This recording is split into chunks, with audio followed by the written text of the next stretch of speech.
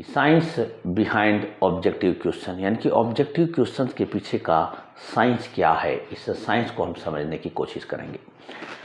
सबसे पहले हम समझते हैं कि ये जो माइंड बिहाइंड ऑब्जेक्टिव क्वेश्चन, यानी कि ऑब्जेक्टिव क्वेश्चन के पीछे माइंड क्या है, यानी कि ये ऑब्जेक्टिव क्वेश्चन क्यों लाए गए, क्या ज़रूरत थी।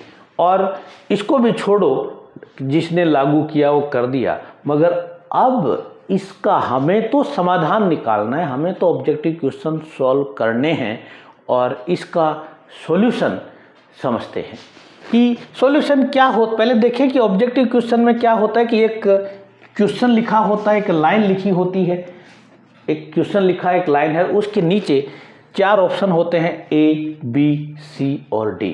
जैसे ही हमारे माइंड के आगे एक वो क्वेश्चन आता है लिखा हुआ, तो हमारे माइंड के अंदर जो भी डेटा थे, यानी कि ये हमारा माइंड है और हमारे माइंड के अंदर जो डेटा सेव थे, यानी कि वो लाइन यहाँ पे आती है।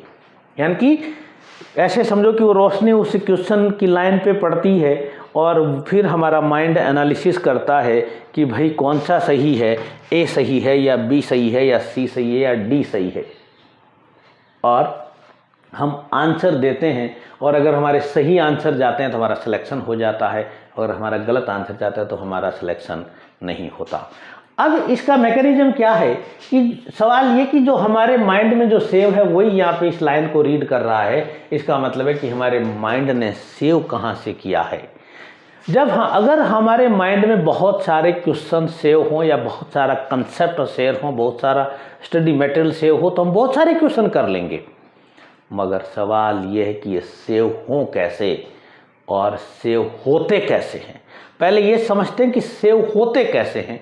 सेव होने के 3 ही मेथड हैं। या तो हम ऑडियो, यानी कि हम सुन के सेव करते हैं, यानी कि टीचर हमें बोल के समझाता है, वो आवाज़ हमारे कान में आती है, हम सुनते हैं और समझते हैं मतलब हमारा माइंड उसको सेव कर लेता है, हमारा माइंड उसको सेव कर लेता है।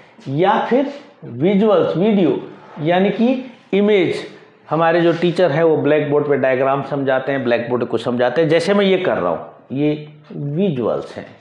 और एक कैटेगरी और होती है काइनेस्थेटिक, यानी कि हमें फील होता है, जैसे टेम्परेचर 0 डिग्री कितना होता है, 10 डिग्री 50 डिग्री कितना होता है, ये हमें स्किन से फील होता है।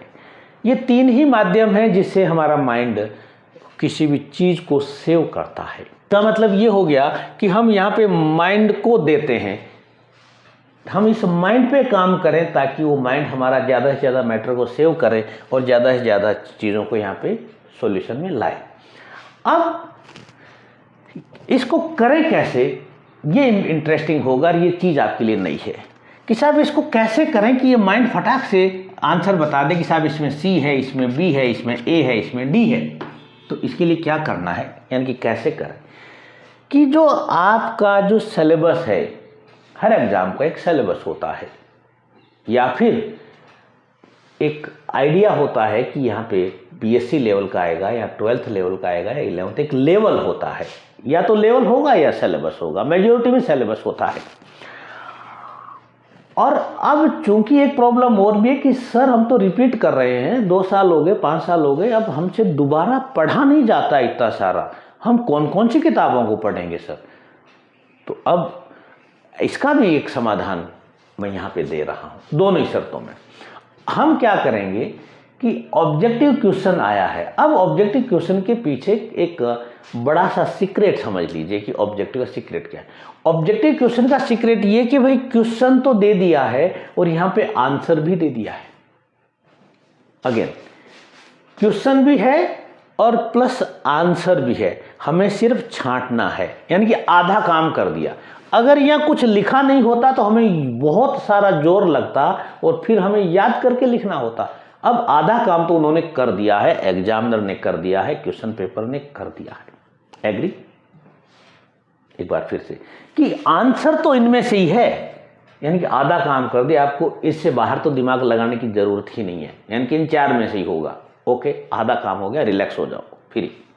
अब दूसरा काम, अब क्योंकि हम ये क्वेश्चन हम अभी प्रैक्टिस कर रहे हैं, तैयारी कर रहे हैं, ये क्वेश्चन है, कोई भी क्वेश्चन है, क्वेश्चन को पढ़ लिया, फिर अब क्या करना है कि हम ABCD पे नहीं जाएंगे, ABCD पे नहीं जाएंगे, यानी कि कौन सा सही है आंसर बुक में देखेंगे, ऐसा नहीं करेंगे।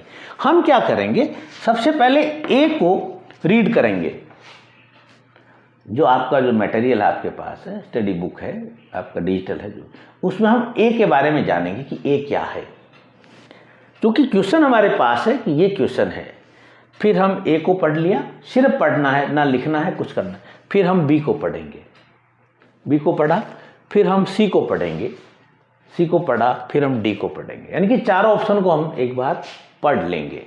जैसे ही हम चार ऑप्शन को पढ़ लेते हैं, हमें आंसर मिल जाता है। सपोज आंसर हमारा C है, और इसी पैटर्न को बहुत सारे इंस्टीट्यूट हैं एक्सप्लेनेशन के नाम से देते हैं, इसी चीज़ को दे रहे हैं, एक्सप्लेनेशन के नाम से दे रहे हैं।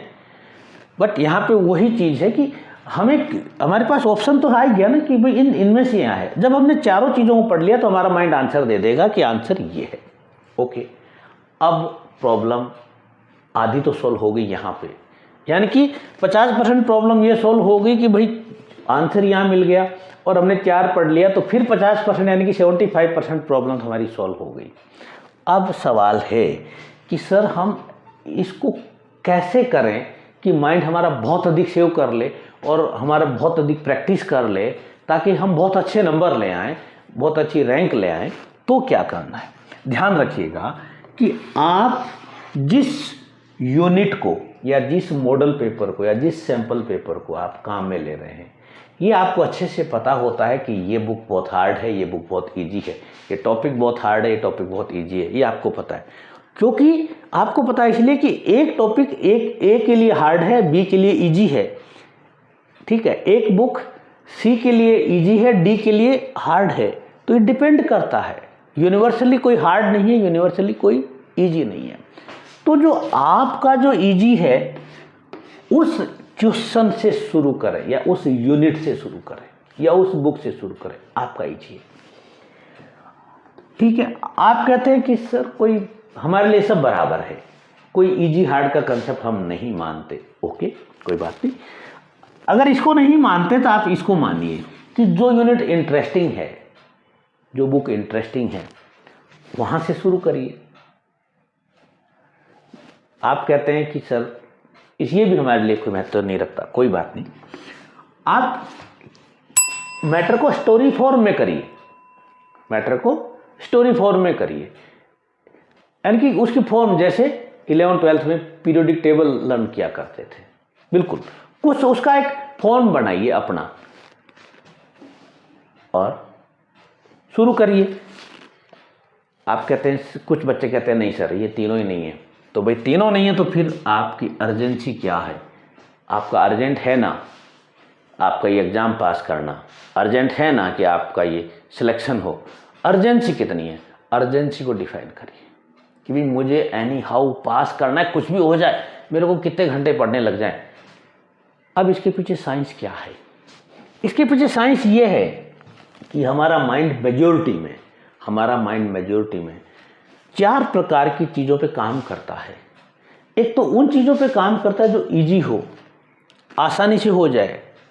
आप किसी को छोटा सा काम को, वो आसान काम है वो कर देता है, बिल्कुल वैसे। या फिर इंटरेस्टिंग हो, इंटरेस्टिंग चीज़ हो, इंटरेस्टिंग सब्जेक्ट हो, इंटरेस्टिंग वाक्य हो, वो हमारा माइंड सेव करता है। इजी हो उसको माइंड सेव करता है। स्टोरी फॉर्म माइंड हमारा सेव करता है। आपको पहली, दूसरी, तीसरी क्लास की बहुत सारी स्टोरियाँ याद हैं, आपको कहानियाँ। या फिर जो अर्जेंट है, कहते हैं ना कि मरता क्या नहीं करता, अर्जेंसी आ गई, करना पड़ा, तो वहाँ से हमारी गाड़ी। यानी कि ये 4 में से कोई एक फैक्टर अगर हमने हमारे माइंड को दे दिया तो हमारा माइंड बहुत आसानी से उस चीज़ को सेव करेगा।